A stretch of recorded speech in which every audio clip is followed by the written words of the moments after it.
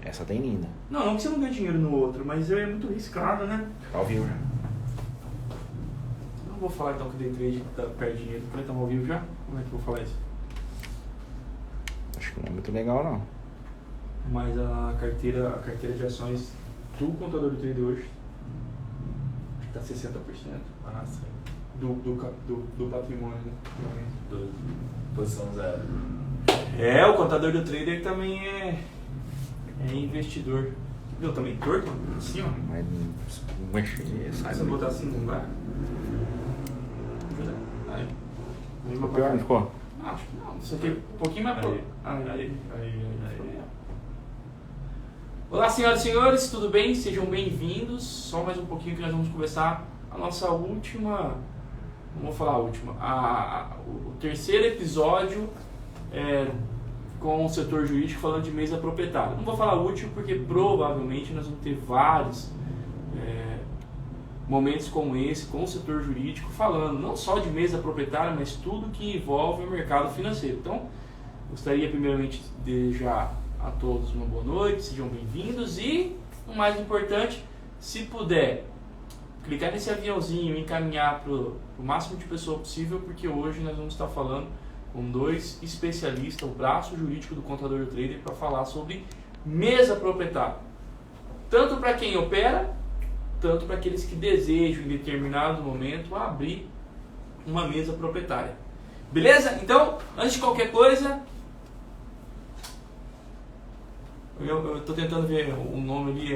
Renato entrou. Renato Augusto. Ah, é o seu. Ô Renato, não consegui nem ler seu nome, cara. Tô sem óculos porque o óculos deve ficar dois velhos aqui, então eu fico mais novo que o Henrique. Mas, então pessoal, aqueles que estão já aqui nos prestigiando, sejam todos bem-vindos. Esse é o Henrique, o advogado, o tributarista, ele que é especialista na área de tributação. E nós vamos estar junto com o Ricardo, falando sobre a mesa proprietária, beleza? Deixa eu abrir o Instagram aqui para ficar mais fácil, você conseguir enxergar as perguntas. O Henrique, fala um pouquinho, se apresenta aí para quem ainda não... Claro, boa noite pessoal, como é que vai? Tudo bem? Para quem já acompanhou as outras lives, meu nome é Henrique, já me conhecem. Para quem não acompanhou e está chegando agora, prazer em poder falar um pouquinho para vocês aí de mesa proprietária, dos aspectos tributários, né? Meu nome é Henrique, sou advogado especialista em direito tributário, em contabilidade financeira e tributária.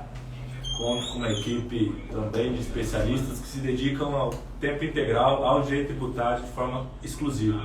O Renato, meu sócio, que está participando aí da live também. Mário, nosso consultor, deve estar ali também. Jaqueline, nossa companheira e também de equipe, não fica com a gente na estrutura, mas é uma grande parceira que a gente troca bastante ideia. Gabriel também deve estar acompanhando. Enfim, toda uma equipe dedicada ao direito tributário, pronta para atender o nosso parceiro contador do trader, os clientes deles e os traders aí do mercado brasileiro e o mercado estrangeiro também. Então, hoje nós vamos falar mais um pouquinho sobre o assunto, esperamos esclarecer outras dúvidas de você. E hoje, né, Luiz, o Ricardo vai chegar e vai comentar um pouco melhor, mas nós vamos falar de um aspecto que nós não conversamos ainda, que é da relação mesa proprietária e o trader propriamente dito. Como seria essa relação, quais as opções que nós temos, quais os aspectos tributários, os efeitos e reflexos de cada uma dessas opções.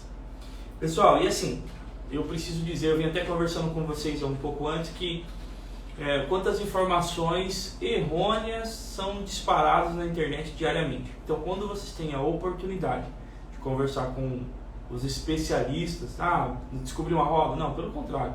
Mas nós somos muito dedicados, pelo menos do que eu conheço aqui, o Henrique, o Ricardo, e do que eles me conhecem, nós somos um pessoal muito dedicado, estudamos muito. Então, hoje vocês vão ter uma visão contábil, ou seja, a visão de um contador para a questão da mesa proprietária e também a visão do advogado, né? Assim, mas tem diferença? E são diferenças cruciais, embora num projeto os dois têm que trabalhar junto, buscando, mas cada um defendendo a sua expertise. Então eu vou ter a visão contábil, das demonstrações contábeis, dos fatos contábeis, das normas brasileiras de contabilidade, das normas internacionais de contabilidade, tudo que envolve o processo contábil. Na mesma proporção, tanto o Henrique quanto o Ricardo vão falar da questão jurídica. Mas eu preciso saber de tudo isso? Não, não precisa. Se você quiser se arriscar, como muitos estão se arriscando. O grande problema é que depois, quando chega lá na frente e você se deparar com algum fato que você precisa de um profissional, vai ser muito mais custoso do que você ter um acompanhamento agora. Então, assim, primeiro, a questão da contabilidade para a pessoa jurídica é de caráter obrigatório. A Lei 6.404 de 76 dá a obrigatoriedade da escrituração contábil. Ou seja, todas as empresas estão obrigadas a ter um contador. E para que o contador possa ter toda a base legal, o contador do trader não tem apreço pela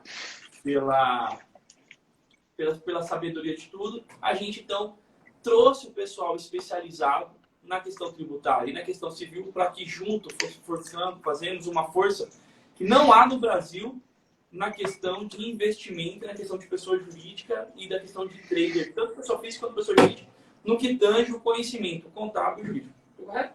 Corretíssimo. Muito bem. Aproveitando ali que chegou esse grande amigo, Ricardo. Pessoal, Ricardo, já estava aqui dando início, cara.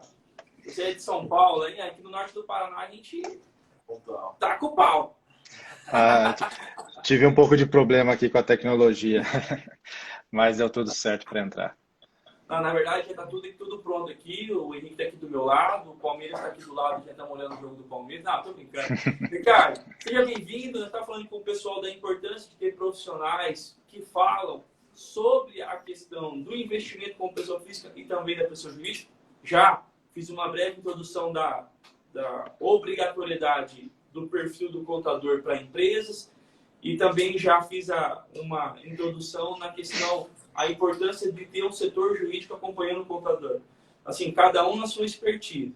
Então, primeiramente, seja bem-vindo, boa noite a todos que estão aqui. Pessoal, eu sou o Ricardo, mas eu vou deixar ele se apresentar um pouquinho para a gente começar efetivamente falando sobre o conteúdo que hoje eu estou animado, hein? Não, legal. Mais uma vez aí, um prazer estar falando com vocês. Eu acredito que hoje seja a live que a gente vai conseguir trazer mais respostas, né?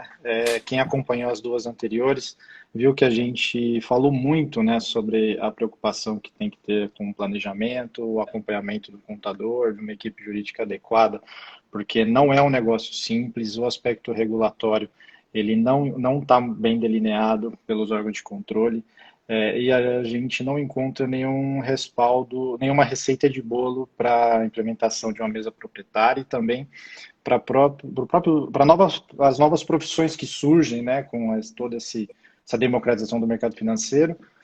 Ter a mesa proprietária, ser um trader de mesa proprietária é uma delas, né?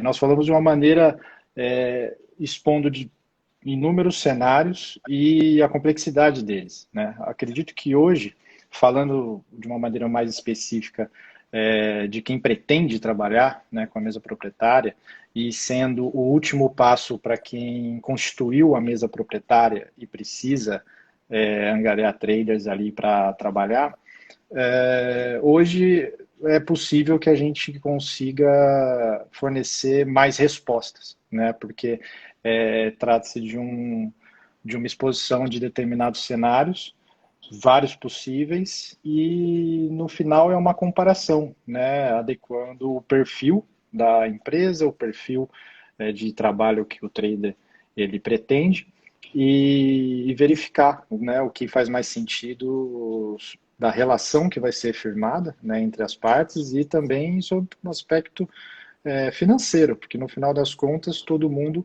quer estar bem adequado ao melhor modelo possível para não pagar.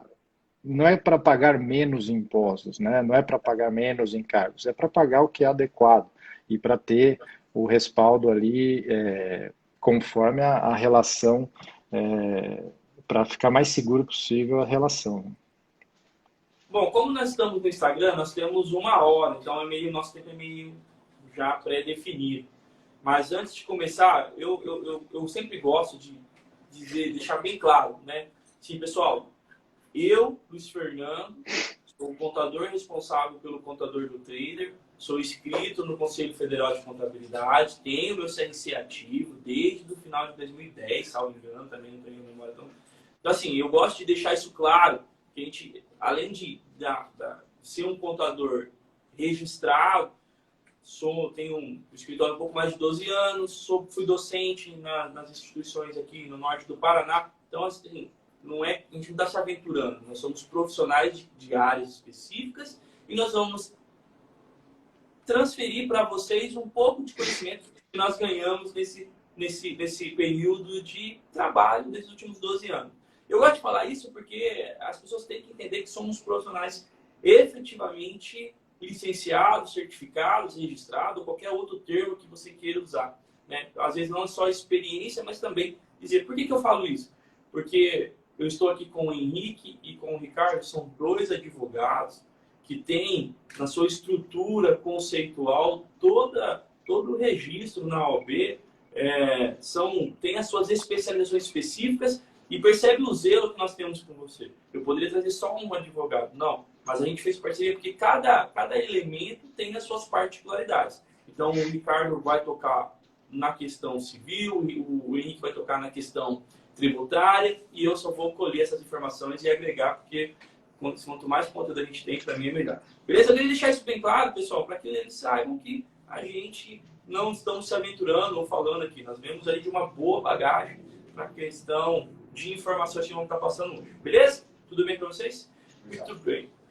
Meta para aumentar o público, né? Clicar no aviãozinho e mandar para 2 amigos, né?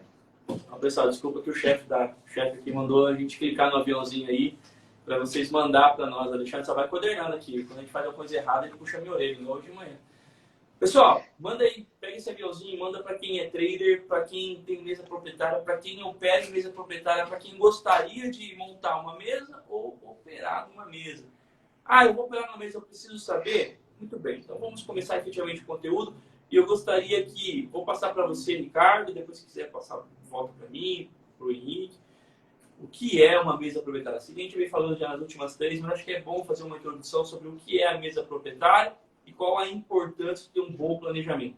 Na questão civil e depois na questão tributária. E até antecipando, já que o Ricardo vai comentar mais um pouquinho do que é uma mesa, né? Para aqueles colegas também, vocês têm os amigos que sabem que têm interesse no mercado financeiro, que têm um capital ali à disposição para fazer um tipo de investimento e talvez se interesse no assunto, né? Que sabe que tem essa afinidade, mas ainda não conhece a mesa proprietária.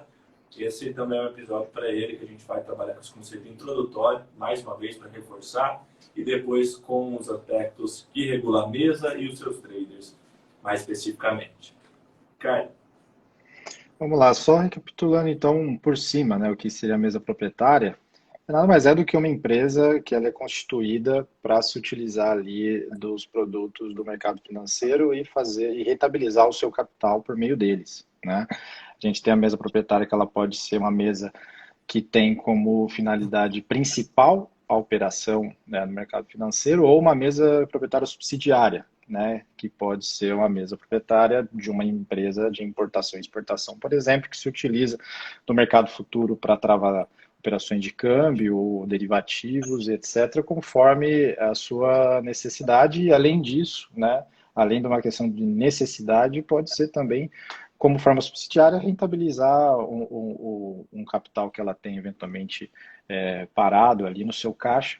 Então, nós temos essas duas modalidades. Acredito que aqui o foco é um pouco maior na mesa proprietária como atividade principal, né?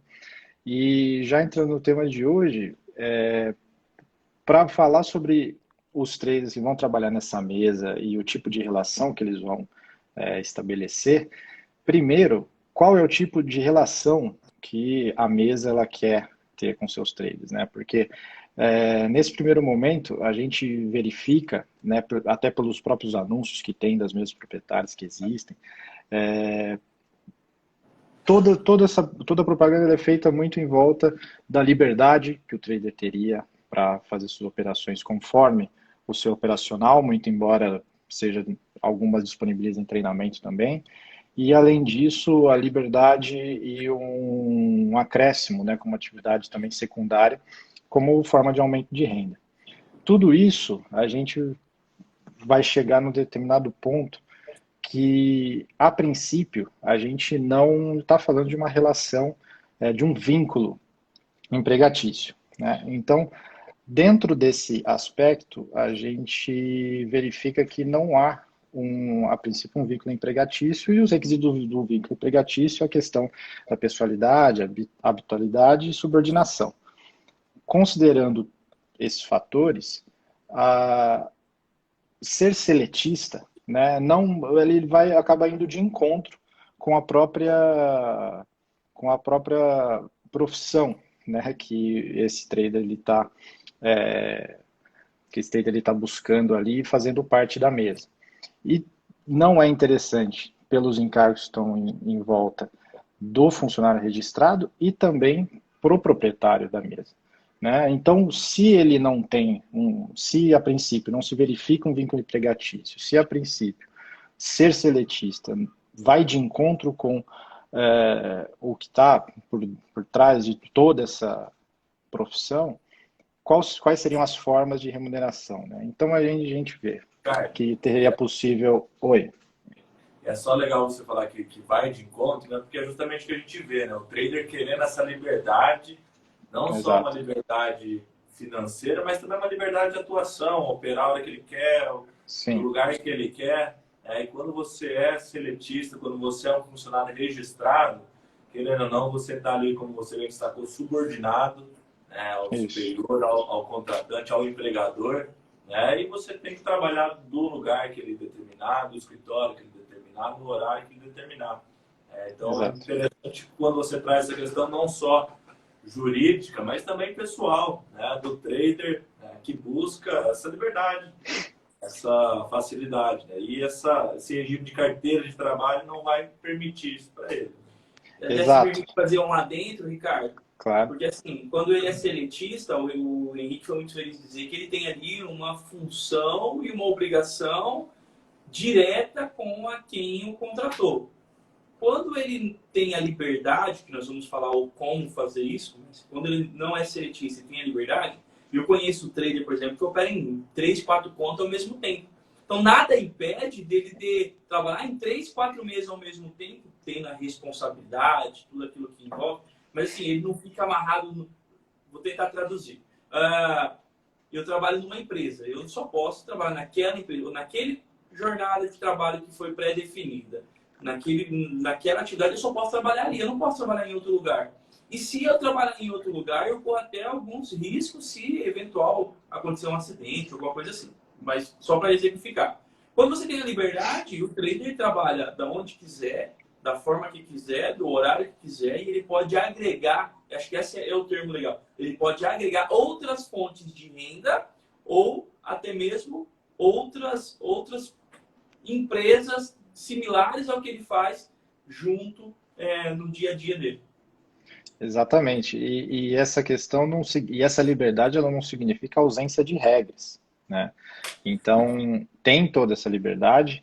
Tem as regras que ele vai ser submetido, vai ter a liberdade sobre horário, operacional, mas assim, as regras sobre o limite de exposição que ele pode ter por operação, o risco que ele pode assumir, os limites de perda, a meta financeira ali, tanto diária, semanal, anual, enfim, da maneira que for determinada, no momento da contratação, no momento que ele adere também a esses termos a partir do seu ingresso na mesa. Então, toda essa liberdade, ela também, por óbvio, né, ela não significa ausência de regras. Então, aí a gente pula passado esse ponto, né, então como que seria a forma de remuneração? Aí a gente, passado com a questão do seletista, a gente tem duas hipóteses Ricardo, principais. Posso te interromper novamente?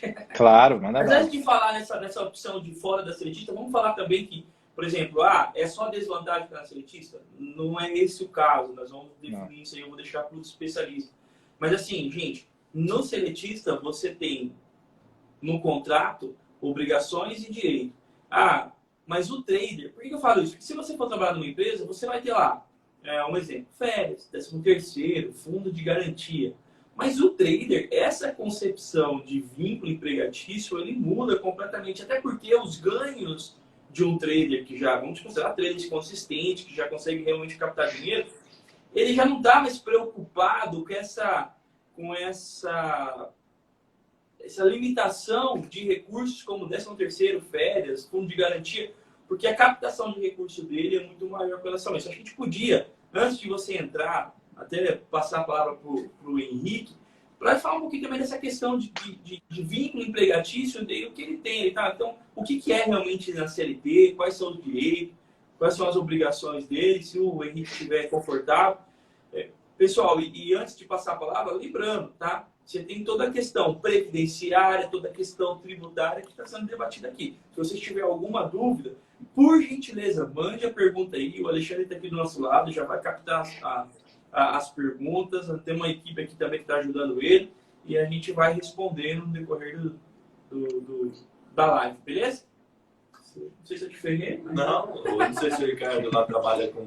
Faz trabalhista também, lá você faz, cara? Não, trabalhista a gente não faz. Mais do aspecto geral mesmo, ele vai ter os direitos trabalhistas dele assegurados, né? Numa eventual acidente de trabalho, ele vai ter ali o auxílio dele, ele vai ter o direito FGTS, direito 13º, férias indenizadas, né? Então você tem também os benefícios ali de um seletista, né? Mas é o que o Ricardo bem destacou. Dentro desse conceito do trader, dessa liberdade, dessa possibilidade que você bem destacou, Luiz, de operar em 2, 3, 4 meses de forma simultânea, parece realmente um pouco de contrassenso, né? Ele limita bastante essa atividade, a não ser que seja muito bem orientado. Hoje nós temos ali contratos mais flexíveis do regime de trabalho da CLT, que aí ninguém melhor para falar disso do que um advogado trabalhista, né? Como a gente destacou, eu faço mais tributário, Ricardo civil, né? Mais não, exclusivamente tributário, Ricardo também civil, societário. Então, assim, é o que o Luiz também destacou. Tem os pontos positivos da CLT, né? Você tem as vantagens para o empregador, para o empregado, mas o encargo é muito alto, né? E aí onde a gente entra nessa questão da diferença para o RPA ou para uma outra forma de remuneração, tá? Uma PJ ou até mesmo, eventualmente, ser um sócio da empresa, né? Se a gente chegar numa empresa do regime normal, os encargos sociais podem representar até 35% do salário desse empregado, desse trader, né? Então, uma remuneração ali, vamos supor, no teto da contribuição previdenciária de R$5.000, 35% além disso vão ser de encargos. E o encargo que a gente pode, eventualmente, dependendo do regime de contratação, não ter e proporcionar benefícios de igual forma para o trader, né? E ainda permitir que ele flutue e trabalhe por outras mesas também. Sim. E assim, pessoal, eu sou muito operacional, tá? Então agora os advogados são mais técnicos, mais intelectual, eu sou mais direto, mais operacional. Mesa proprietária, você não tem uma atividade econômica que tenha mesa proprietária. Então, assim, não tem uma atividade específica para isso.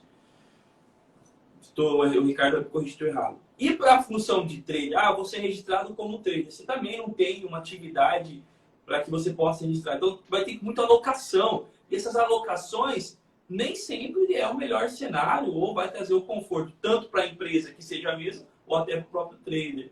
Então, tem que ter essa questão operacional de como fazer, isso é muito importante. Por isso, novamente, a importância desses dois especialistas aqui. Ricardo, agora prometo não te interromper mais. Não, que isso, fica à vontade. E ali, considerando tudo isso, né, até complementando o que o Henrique colocou, como seletista ele teria o encargo patronal, né, começaria em 30%. Isso fora tem o patronal e também todos os encargos ali, todos os descontos que o próprio trader teria. Então, a gente verifica que tem as suas vantagens, mas a gente verifica que é algo incompatível com a natureza, né, da atividade, não sugere, né, uma remuneração por esse formato. Aí a gente teria outras duas formas a princípio, né, por meio de RPA e também por meio de pessoa jurídica, né. E aí, como vocês bem mencionaram, a questão da existência de alguns traders que operam em mais de uma mesa proprietária, essa remuneração via pessoa jurídica, por meio dessa prestação de serviços à mesa, ela é algo que já começa a ficar muito mais viável. Da mesma forma, você vai conseguir ter um contrato flexível, metas ali, relações, compromissos muito mais dinâmicos ali, por meio de um contrato entre duas entre duas pessoas jurídicas. Enfim, considerando RPA sobre a vantagem financeira de se receber por essa forma. Quando a gente verifica como que as mesas remuneram seus traders, é óbvio, né? Tem todo aquele desconto da corretagem, no caso, né, de não ser corretagem zero, e também por conta de todos os emolumentos, taxa de registro, tudo aquilo que incide, tudo aquilo que a gente sabe que vem ali discriminado na nota de corretagem. Então, considerando que a atividade ela já gera um alto custo, né, em razão das operações que estão sendo feitas, esse custo ele vai ser abatido e além disso, na hora do seu recebimento, vai ter uma série de outros encargos que vão também incidir. Então, quando a gente começa a considerar pela natureza da função, pela finalidade, né, o que levou a pessoa a escolher essa atividade, a gente começa a ter que a abertura de uma pessoa jurídica pelo trader vai conferir para ele um ganho, né, nesse recebimento e também uma maior liberdade na própria disposição ali das condições com o proprietário da mesa. E de igual forma, para o proprietário da mesa, também é algo que eu reputo ser bem mais vantajoso. É um nível burocrático menor, que você consegue trabalhar nesse sentido, a sua rotina fica menos burocrática, e também a vantagem de você fazer esse pagamento sabendo que todo esse cálculo ele está sendo feito de uma forma mais benéfica para quem está trabalhando para você. Então, isso eu considero importante, né? A pessoa vai conseguir ter algo no bolso dela que vai refletir numa vantagem e uma carga burocrática menor que vai fazer com que ela desempenhe melhor, né, a sua função. Sem prejuízo também de você optar pela RPA, né? Nada aqui que a gente está falando é algo que seja impositivo. O que a gente está tentando fazer aqui, né, que eu estou tentando fazer nessa explicação, é tentar alinhar a função, tentar alinhar as motivações de quem está inserido nesse mercado com as ferramentas jurídicas disponíveis, considerando todo esse limbo regulatório que a gente tem. Como você disse, vai registrar como, vai abrir a empresa como. É uma adaptação que tem que ser feita para a escolha do CNAE, para o objeto dos contratos, também para o objeto social da empresa, do trader, que vai prestar um serviço para uma ou diversas mesas. E com atenção a isso, a gente consegue se aproximar do cenário ideal, e se aproximar do cenário ideal estando regular perante o fisco, e com esse acompanhamento, que seria o ideal, né, o acompanhamento de tudo isso para um profissional adequado, é justamente a dinâmica regulatória acompanhada de perto para poder fazer as adaptações ali necessárias conforme há uma mudança, né, de todo esse arcabouço jurídico, regulatório e tudo mais. Isso é importante, Ricardo, porque da nossa conversa inicial, bom, se tem um ouvinte, tem um trader da feira, fala, nossa, é isso que eu precisava saber. Então, de primeiro, pelo que foi falado, aparentemente uma PJ é mais vantajoso, né? Vou chegar ali no meu colega contador, que não é o contador do trader, que já fez uns negocinhos para mim ali, e vou falar para ele abrir uma PJ para mim, uma pessoa jurídica. Não é isso que a gente está falando. Diferente do contador do trader, ele não tem afinidade com o mercado financeiro, ele não sabe como se desenvolve essa atividade na prática, não sabe quais são os reflexos disso, né? Embora nós vamos ter alguns pontos ali frágeis de questão de regulamentações perante CVM, CT3, de certificação, algo do tipo, você tem determinadas estruturas que te dão uma segurança muito maior, né? Por uma afinidade muito maior com a atividade, muito próximo da realidade. Isso é importante. O direito ele precisa ser um espelho do que acontece na prática. Não adianta você, então tudo bem, vou abrir uma PJ aqui para receber a participação como trader de venda de livro, né, ou venda de pão. Não tem nada a ver com a sua atividade. Se um dia você tiver algum problema quanto a isso, essa estrutura não se sustenta, né, ela não para em pé.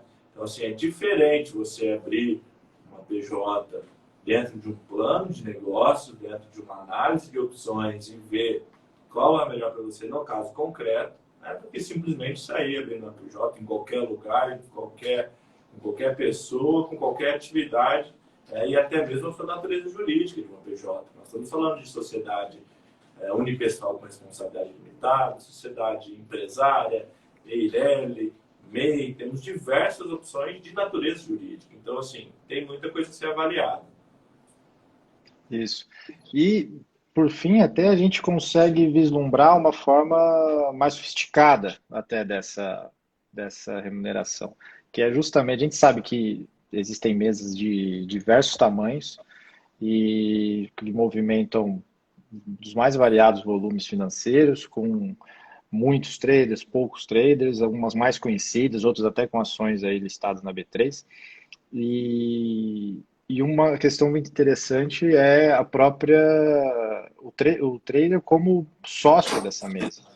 E isso é possível a partir do momento que ele, com seus próprios resultados, consegue bater determinadas metas que a princípio pode ter sido estabelecida num contrato entre pessoa jurídica, num contrato de prestação de serviço entre a pessoa jurídica do trader e a mesa, e ser criada, aí já falando em uma alteração societária da mesa, em classes diferentes entre as cotas ali da empresa, onde se permite com que ele ingresse no quadro e aí comece a desfrutar dos ganhos como o pagamento de proventos, né, da empresa, e também um plano para crescer junto, né? Isso é interessante para o trader, que se vê como parte do negócio, que vai ter mais um ganho, né, dos seus rendimentos, porque aí ele vai estar dentro, né, da empresa e por conta disso vai ter todo aquele ganho, né, de já ter sido recolhido o imposto, de já saber exatamente qual que é a taxa que está sendo descontada ali das operações que ele fez. E com base na sua performance e também podendo acompanhar a performance dos seus pares, né, acompanhar o crescimento de uma empresa que a gente sabe, isso não tem um limite, e ter o percentual de uma empresa bem administrada e rentável é melhor isso do que ter um contrato de prestação de serviço que a gente sabe que por mais que você seja competente, né, tem um prazo determinado e tem uma certa insegurança também com relação ao futuro, né? Pode haver alguma mudança de diretriz e não ser mais interessante que ele faça parte dela à luz do que entende o dono da mesa, né? Por outro Então, lado, nós isso. temos ali uma segurança também para o proprietário da mesa, dentro dessa estrutura, né? Porque ele pode Sim. muito bem pensar, não, mas eu vou colocar um trader então como sócio, e a questão de voto, e a questão de deliberação, e a tomada de decisão dessa mesa proprietária, o rumo que ela vai tomar, ele vai influenciar, ele tem poder de decisão. A gente consegue criar estruturas que não, que esse poder de gerenciamento, esse poder de direção fica na mão do proprietário, por razões óbvias, né? Porque ele que investe, ele que conta com, ele que coloca em risco seu patrimônio, por óbvio ele tem que tomar decisão, mas ao mesmo tempo permitir um cenário em que possibilita esse trader de crescer, né, de compartilhar também o risco com esse proprietário e ter um rendimento do aspecto jurídico tributário muito eficiente, muito eficiente. E assim, só para deixar mais claro, o pessoal que está nos assistindo, funciona da seguinte forma. Quando você é funcionário de uma empresa, você presta serviço, a sua mão de obra, a troco de uma remuneração. Quando você é empresário, quando você vai abrir uma pessoa jurídica, o enquadramento que nós vamos desenhar a princípio para o trader era a mesma proporção, um prestador de serviço. Só que ao contrário de você ter vínculo empregatício, você vai ter um prestador de serviço com PJ. RPA, para quem não sabe, RPA é recibo de autônomo, ou seja, recibo de prestação de autônomo. Cada um é válido, mas cada um tem as suas particularidades. E o que nós vamos buscar, quando eu digo nós, toda a estrutura do contador do TRI, do setor jurídico aqui com o Ricardo e com o Henrique, é prestar serviço. Então, o trader vai prestar um serviço de a troco de uma remuneração, mas que ele tenha o máximo possível de recurso para ele. Eu vou explicar o que eu quero dizer. Quando você trabalha como empresa, a empresa é responsável de recolher o teu INSS, o teu fundo de garantia, o teu imposto de renda quando for devido. Agora, quando você é autônomo, ele muda o cenário parcialmente. Então, tem incide também o INSS, porém não é só o INSS sobre a prestação de serviço, mas também tem sobre o patronal. Por mais que a mesa, por exemplo, mas se eu fosse falar da mesa, a mesa estiver no simples, eu não tenho patronal, é verdade. Mas no RPA você vai ter, independentemente, você vai ter ali o INSS. E o imposto de renda retido. Se você fala com um contador, e aí eu desculpa aos outros contadores que estão me assistindo, mas assim, aqueles que não vivenciam ali o mercado financeiro, e você fala, vou trabalhar para uma mesa e vou emitir RPA. Ele vai dizer, ótimo para você. Porque o imposto de renda vai ser retido, mas a gente consegue lá no ajuste anual restituir parcialmente esse valor, e aí ele vai dizer esse cenário. Mas o que ele não sabe é que nas suas operações lá na mesa, a mesa já reteve de você 20% do teu ganho para fins de imposto de renda. E aí, quando transfere esse dinheiro por remuneração, vai ser mais 15%. Então, só aí, se for day trade, nós estamos falando de 35%. E os 15% que ele diz que você pode restituir lá no ajuste, não necessariamente você vai conseguir 100% ou parcialmente, depende muito. Depende muito se você tem outras fontes de renda, depende muito se você tem despesas dedutíveis. Então, vai envolver outros cenários que não necessariamente você vai conseguir ter a restituição 100% ou a grande maioria daquele valor. E mais uma coisa que eu gostaria de ponderar aqui é que se mesmo que você consiga restituir os 15%, os 20% já não restitui, tá, pessoal? A renda variável por renda lá retida na fonte da mesa, esse não restitui. Mas no RPA, os 15% pode ser que restitui. Mas a restituição vai demorar um bom tempo, viu? Vai demorar um bom tempo. Não é, entreguei hoje, já vai entrar na conta. Não é isso que vai acontecer. E para a pessoa jurídica, o planejamento pode ser que você também vai prestar serviço, só que na emissão de uma nota fiscal, você consegue ter uma melhor alocação tributária e maximizar o seu ganho. Acho que é isso que é importante frisar, né, Ricardo? Exato, exato. Ainda você mencionou a respeito da redução dos 20% por conta do imposto. Só que, e todos os encargos, né, os encargos de todos os emolumentos, taxa de registro e tudo mais. Então, assim, no final das contas, você está falando de uma taxa de performance, a sua performance, ela vai significar um ganho efetivo baixo, né, nessa modalidade. Até porque, claro, tem a porcentagem da mesa. A mesa te deu a possibilidade de operar, né, o capital dela. Então, tudo isso conta. E também, voltando um pouquinho, complementando o que o Henrique disse, essa questão do trader como sócio da mesa, né? Essa evolução do trader e que pode fazer com que ele vire sócio da mesa. Mas na visão do dono, mas esse cara vai influir nas decisões aqui da empresa, vai ter poder de voto, como é que isso funciona? E aí o trader, não, mas eu vou ser sócio dessa empresa, eu não sei o que essa empresa fez no passado, eu vou assumir todas as responsabilidades, como é que isso se reflete também para mim? Isso tudo, como eu disse, né, é possível se criar essa classe de cotista diferenciada. Tendo essa classe de cotistas, tem um acordo de acionistas também, se bem feito, consegue colocar uma barreira nessa responsabilidade, né? Consegue fornecer garantia ali para ambas as partes que tem uma pessoa nova entrando na sociedade que vai começar a ter acesso a determinadas informações e que vai ter um plano de evolução dentro da empresa.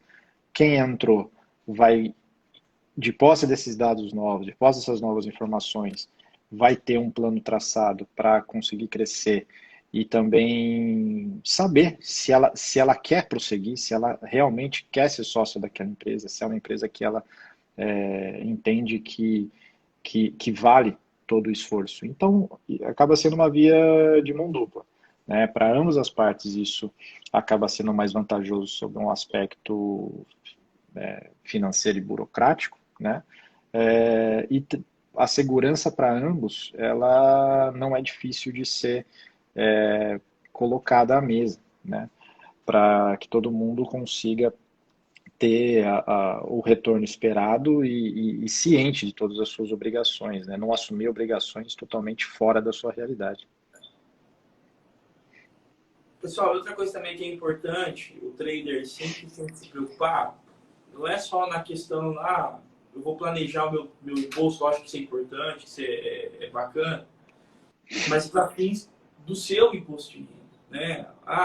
Quando eu faço realizações na Bolsa de Valores, ou seja, a obrigatoriedade da entrega da declaração, ela é vinculada a realizações de operações da Bolsa. Percebe-se que não fala-se nem de ganho nem de perca, ou tampouco tem um valor mínimo para que você possa declarar. Realizou operações na Bolsa, você já está obrigado, conforme a instrução normativa da Receita Federal, que é disponibilizada anualmente para fins de declaração. Quando você vai na mesa e você está operando, a mesa ela tem que se preocupar com a retenção do imposto de renda, porque as operações estão tudo vinculadas ou no CNPJ dela, ou no CPF do responsável, geralmente no CNPJ. E aí esse dinheiro é transferido para você. Então você tem dois cenários. A mesa se preocupando com o imposto de renda das operações que estão sendo executadas por você, trader, e você vai ter que se preocupar, primeiro, pelo seu resultado, o abatimento que a mesa vai fazer das taxas, conforme o Ricardo falou, imposto de renda, e o que vem para você. E o que vem para você se vai gerar a obrigatoriedade de entregar a declaração do imposto de renda. Porque pense, se você não faz nada no seu CPF e você não enquadra, salvo engano, são 7 critérios de obrigatoriedade. Se você não se enquadra em nenhum deles, você não está obrigado, nesse momento, a entregar a declaração do imposto de renda, porque as operações não estão no CPF, estão na pessoa jurídica da mesa. Agora, obviamente que um trader, ele vai operar grande. O cara que está na mesa, ele não vai fazer R$1.000 ou R$500, ele vai fazer um valor financeiro maior. E aí pode gerar obrigatoriedade nesse sentido. E por isso que você tem que se preocupar com o imposto de renda. Se preocupar na questão, primeiro, de pagamento mensal e depois para a declaração anual. Perfeito, ótimas considerações de vocês dois, do Fernando e Ricardo. E eu chamo a atenção mesmo para isso, para essa variedade de reflexos que existem, né? Desde o impacto tributário direto, como o Luiz destacou, que pode chegar somando a parte retida ali, que a gente chama de tributação definitiva, né? A parte sobre day trade, swing trade, 20% a 15%. Aquilo ali não tem como recuperar, é da operação e se encerra ali. Mas a parte que pode ser sobre os seus LT, imposto de renda retido na fonte, ou do RPA, pode chegar até 35%. A gente está falando de valores muito altos. Né? E dentro dessas opções também que o Luiz comentou, às vezes você acha que está numa situação que não precisa entregar uma declaração de imposto de renda e é necessário. Então você deixa de cumprir determinadas obrigações acessórias e depois vai arcar com multa, porque a multa é implacável. Não importa se você tinha que declarar uma operação que nem tributo você teria que pagar, mas a multa pela falta de entrega da declaração você vai ter que pagar de qualquer jeito. Isso é muito comum mesmo. A gente encontrar contribuintes, traders que fizeram operações que não teriam mais tributo a recolher, já foi tudo recolhido exclusivamente ali na operação, mas não ter que pagar multa por falta de alguma entrega de uma declaração ou outro descumprimento de obrigação acessória, que pode também acontecer na PJ, como a gente comentou, né? Você ir lá buscar um colega, monta aqui uma PJ para mim, que não está acompanhando a sua atividade, né? Ou ciente de quais são as obrigações dessa empresa, com que periodicidade ela tem que entregar essas obrigações acessórias, pode incorrer em reflexos negativos que não foram calculados pelo trader e pela mesa proprietária também. Eu vou trazer um cenário aqui para vocês. Pense assim, o trader está numa mesa e ele não se atentou e eu conheço um monte de mesas grandes que pagam tudo em RPA. Então pense assim, eu tenho a liberdade, eu sou um trader, a mesa te dá para você operar onde você quiser, não tem problema. Tem a questão das regras da mesa, de percas de até 60%, ou não sei o que, mas tudo bem. Mas você realizou operações, a mesa retém o 20% e paga em RPA. E aí em RPA você paga 15% de novo. Ok. É uma bitributação? É uma bitributação. Mas pode piorar se você estiver operando em mais de uma mesa. Ou até mesmo você opera na mesa e opera no seu CPF. Sabe o que vai acontecer se você operar em mais de uma mesa e receber mais de uma RPA, por exemplo? A declaração do imposto de renda, na verdade, o nome correto dela é ajuste anual do imposto de renda. E pode ser que seja somado. Você já pagou 20% do day trade, pagou 15% na sua RPA, e você tem mais de uma RPA pagando 15%, vão somar todos esses rendimentos tributáveis, e pode ser que lá no ajuste, em vez de restituir, você pague mais ainda imposto de renda. Então você vai pagar 3 vezes por renda. Mas, Fernando, é possível? Estou com um tributarista aqui do meu lado, gabaritado. Se eu puxar o currículo dele, eu fico uma hora só falando. Mas se você tiver mais de um rendimento tributado, lá no ajuste, obviamente que vai considerar o imposto que foi pago, mas na somatória, geralmente, matematicamente falando, você vai pagar imposto de renda. Estou errado ali. Tá certíssimo. E vocês podem acreditar em tudo que o Luiz Fernando fala, menos quando ela fala essas coisas de mim. É pura brincadeira. Mas a gente se dedica assim a tributário, tem uma década aí estudando direito tributário, mas não é tanto assim não. Mas muito bem colocado, Luiz Fernando. Você vai acumulando receita e receita tributável, e a hora que você vê, a sua tributação na pessoa física está altíssima, né? Como se você tivesse feito um planejamento prévio anterior, você teria ali um ganho muito interessante e, que é o mais importante, tá, pessoal? A gente não vende milagre, tá? A gente não vende coisa que não existe. A gente vende estudo e planejamento, tá? Vamos dar as opções para os clientes do contador do trader, para os traders, olha, as opções são essas e quem escolhe acaba sendo o próprio contribuinte, né? Dentro das relações custo-benefício. Mas milagre não existe, tá? Existe planejamento, e estudo e tributo a ser recolhido.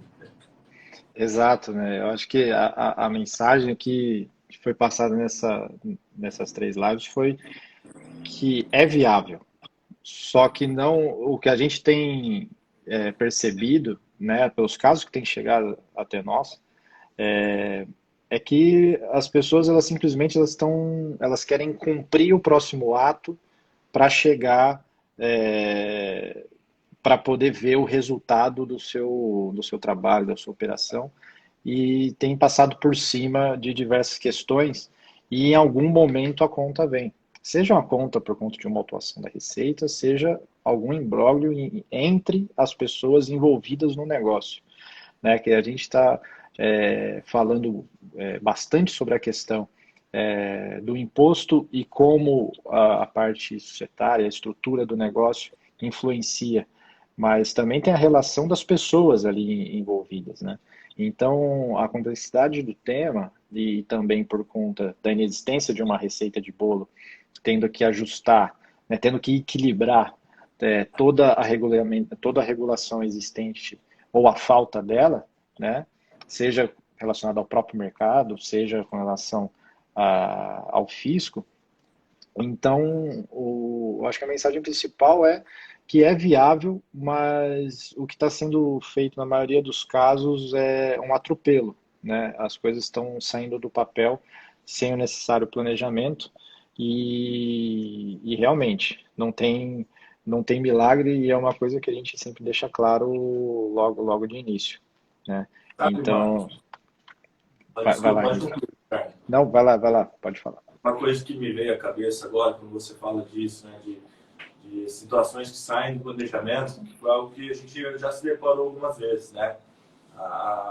O trader vem, monta um projeto e as coisas saem do trilho, né? Acho que aqui, desculpa se eu estiver fugindo do tema, mas acho que é importante a gente lembrar que nós estamos falando de mesa proprietária, né? Da relação, como o Ricardo já introduziu ali, de uma pessoa, uma empresa que tem um capital disponível e opera ele no mercado financeiro, seja como atividade principal, seja como atividade subsidiária. Nós não estamos falando das pessoas que fazem captação de recursos de terceiro, né? Que a gente viu que acaba muitas vezes sendo um reflexo também, né? Que começa como uma mesa proprietária, começa como um trader sozinho, e de repente ele começa a ter bons resultados e começa a captar recursos às vezes de familiares, de amigos, e depois a coisa começa a aumentar e sai do trilho. Então, essas opções que a gente trouxe aqui para vocês, como pessoa física, CLT, RPA, PJ e sócio dentro de uma mesa proprietária nesse sentido, né? A gente não está falando dessas operações com captação de recursos de terceiro. Não, exato, bem lembrado, né? A gente está falando da mesa proprietária e a mesa proprietária não é Como o próprio nome já diz, né, é uma empresa cujo capital social ali é integralizado e por meio deles faz a operação com a responsabilidade do sócio que o integralizaram, né? Então, assim, essa parte de captação de recursos de terceiros, aí a gente está falando de uma atividade que aí sim temos uma regulamentação, a pessoa tem que ter os certificados ali adequados para isso. Alguns casos se mistura também com empresas de research, existe um conflito de interesse e você tem que internamente cumprir todas as normas ali de governança que os órgãos de controle impõem para poder ter essas duas atividades em paralelo. Então, assim, bem lembrado, a gente está falando da mesa proprietária que não permite o ingresso de terceiros. O ingresso de capital de terceiros para essa finalidade. O que a gente colocou foi uma das hipóteses que são os traders, com base em um plano, né, ali a partir da prestação de serviços, ter um determinado desempenho e fazer parte como sócio da mesa, mas ele vai ser um dos proprietários, né? Então, é uma situação totalmente distinta. Foi bom ter lembrado isso. Bom, pessoal, chegamos aqui na nossa reta final, já está dando quase 1 hora. E acho que a gente podia só fazer uma recapitulação das 3 dias que nós tivemos aqui a oportunidade de falar com o setor jurídico do contador do trader. E aí, pessoal, a gente só apresentou a possibilidade, primeiro, de ter um plano para que as mesas possam, primeiramente, quem for montar uma mesa, ter o melhor planejamento tributário e societário, atrelado à contabilidade. Depois nós falávamos sobre a questão efetiva da mesa, né? O que como utilizar o capital e vincular os traders. E hoje a gente vem encerrar com o que eu acho que era o anseio de todos, que é o trader, que como o trader pode estar trabalhando numa mesa e tendo o máximo possível de retorno financeiro, né? Como maximizar os seus rendimentos. Eu tenho mais alguma coisa que vocês gostariam de colocar, que acho que faltou nessas 3, né? Vamos só para ter uma consideração final ali, porque nós temos, acho que mais uns 5 minutos, Alexandre, tem um tempo aí? Mais ou menos. Quer fazer suas colocações, Ricardo? Na verdade, eu até antecipei um pouco, né? Eu acho que a mensagem é essa. Ela é que é viável, né? Com um planejamento adequado, ela é viável. Eu acho que todo mundo, o operador do mercado, né? Seja o trader da mesa, seja o proprietário da mesa, você conversa com essas pessoas, quando elas nos procuram, para mim é fácil expor um problema e uma solução, porque eu parto do princípio que essa pessoa sabe muito bem mensurar a relação risco-retorno. Então, se ela sabe mensurar a relação risco-retorno nas suas operações, ela precisa fazer isso também na constituição da sua empresa, na contratação dos seus funcionários, na contratação dos traders que vão operar o seu capital e os traders também, né? Tudo isso que a gente falou com relação a ser seletista, receber por RPA, constituir uma empresa, no final das contas, né, o trader ele passa tanto tempo estudando para poder ter um operacional que seja lucrativo, e se ele não pensar na forma de receber esse dinheiro, estando 100% dentro da lei, né, cumprindo as suas obrigações ali perante a Receita, se ele não pensar também no que ele pode ter de ganho nesse recebimento, então ele está sendo trader só em 50% do tempo, né? Então, sendo 100%, ele pensa em tudo, e pensando em tudo ele vai fazer algo que faça mais sentido para ele, né? Não tem receita de bolo, tudo é avaliado conforme o caso, conforme os objetivos aí de cada um, e é algo, quando a gente fala de uma atividade onde o dinheiro é a matéria-prima, né, tem que se ter um cuidado muito maior, acredito eu, do que outros. Perfeito. Como o Luiz sacou, nós começamos falando de aspectos mais gerais ali da mesa proprietária, trazendo conceitos mais gerais de direito civil, direito societário, até o direito regulatório e também na parte de direito tributário. Hoje, nós, na live 2, que também já está disponível no YouTube, nós trouxemos aspectos tributários mais específicos da mesa proprietária, né, dos regimes de lucro real, lucro presumido, Simples Nacional, para que o trader proprietário da mesa entenda essas diferenças, entenda as possibilidades, né? E hoje a gente trata da relação mesa-trader e das formas de participação desse trader na mesa e da remuneração dele. E essa live também vai para o YouTube, né, Luiz? Fica gravada, tanto no IGTV aqui do Instagram, como vamos subir para o YouTube. E, pessoal, aqueles que estão prestigiando nós até agora, e aqueles que vão ver essa live depois, eu vou me permitir ser íntimo o suficiente para dizer uma coisa. O Contador de Trader foi um dos primeiras empresas que falou sobre tributação fora do Brasil. Ou seja, ninguém falava e a gente começou a trazer, fizemos uma tese, na verdade, estudamos esses mercados, trouxemos uma tese, defendemos essa tese até hoje e agora várias pessoas vêm falando de tributação fora do Brasil, tributações de opções binárias, de Forex ou até mesmo ações no exterior. Então, só deixar bem claro, onde eu quero chegar com isso? Porque agora nós somos os primeiros, novamente, a trazer uma nova vertente, né, que é a tributação e a constituição e a operacionalidade de uma mesa. Onde eu quero chegar com isso? Aqui vai surgir daqui a pouco várias pessoas que vão se embasar no que nós conversamos e apresentar isso para as pessoas. E é tranquilo, nós não se importamos com isso. A única coisa que vocês precisam se atentar é cuidado com essas informações que são distorcidas ou que são apresentadas de maneira erroneamente. Cada caso é um caso, tá? Assim, o contador de trader trabalha e a gente tem aqui várias empresas que são do mercado financeiro, mas a gente tratou cada empresa porque cada uma tem as suas características. Principalmente porque nós estamos falando de tudo que nós conversamos nessas 3 lives sobre mesa proprietária, que não é um bicho de 7 cabeças, mas também não é tão simples. Despende muito estudo, um planejamento sério, uma organização séria, para que você possa conduzir da melhor maneira possível, não só para fins tributários, como o Henrique já funcionou, mas também para a questão civil, como o Ricardo já funcionou, e, obviamente, para a questão contábil.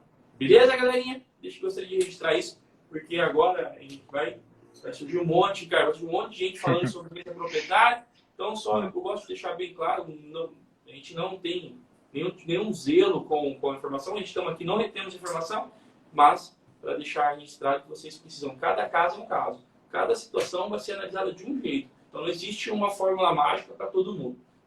Cada situação vai ser estudada individualmente. Beleza, galerinha?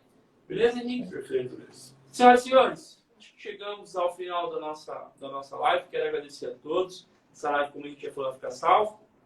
Não é uma despedida, porque o Henrique e o Ricardo faz parte do Contador do Trader. Nós vamos ter mais oportunidades. Caso você precise tirar alguma dúvida, caso você precise conversar um pouco sobre mesa proprietária, tem interesse, é só chamar a gente, que a gente vai dar um jeito de conversar com vocês. Se for o caso, chama os meninos aqui e abre uma reunião para que você também possa apresentar para eles e assim conduzir como o Contador do Trader vem conduzindo já há algum tempo. Beleza? Valeu, galera. Desejo a todos um bom descanso. Obrigado pela oportunidade de estar com vocês. Deixo aqui para que vocês possam despedir e até mais. Boa noite a todos, obrigado pela presença e pela atenção de todos. Como o Luiz falou, a gente não é o dono da verdade, tampouco retém essa informação a qualquer título. A informação está aí, está disponível. A nossa diferença é que a gente estuda e está comprometido com um trabalho sério com vocês. Tá bom? Sempre que precisar, é só chamar. É isso. Desconfie dos milagres, peça segunda, terceira opinião, compare as ideias, que o sucesso é garantido. Você vai se blindar de muito problema. Beleza, galera? Valeu. Obrigado. Tchau, tchau. Valeu, abraço.